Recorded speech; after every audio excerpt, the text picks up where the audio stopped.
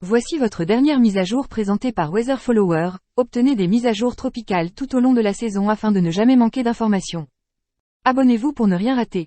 Le cyclone Freddy a passé l'île de Rodrigue et passe maintenant juste au nord de l'île Maurice et de la Réunion.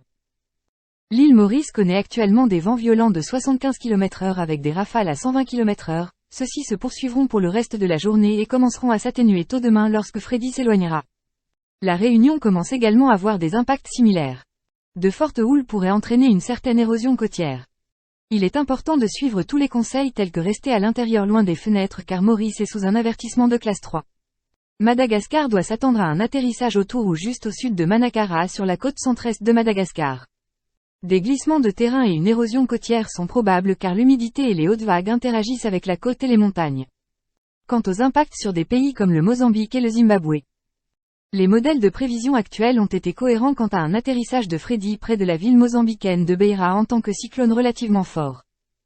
Cela se déplacera vers l'intérieur des terres, apportant la pluie et le vent associés à des pays à l'intérieur des terres comme le Zimbabwe et peut-être le nord de l'Afrique du Sud, si une trajectoire plus au sud devient plus probable.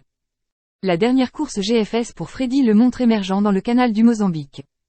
Par la suite, il semble susceptible de se renforcer rapidement au-dessus des eaux chaudes, qui sont plus que propices à un renforcement rapide.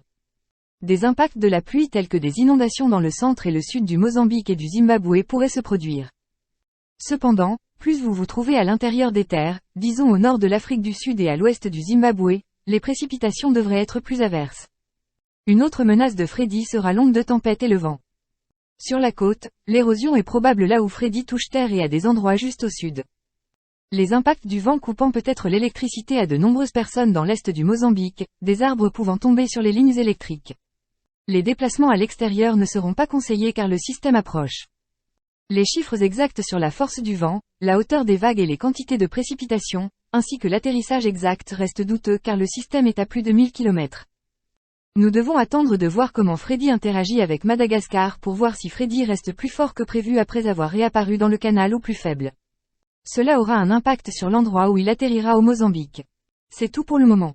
Abonnez-vous pour plus de vidéos comme celle-ci dans les années à venir afin de ne jamais en manquer, et bien sûr si vous avez trouvé cette vidéo informative ou intéressante. Restez en sécurité, à bientôt.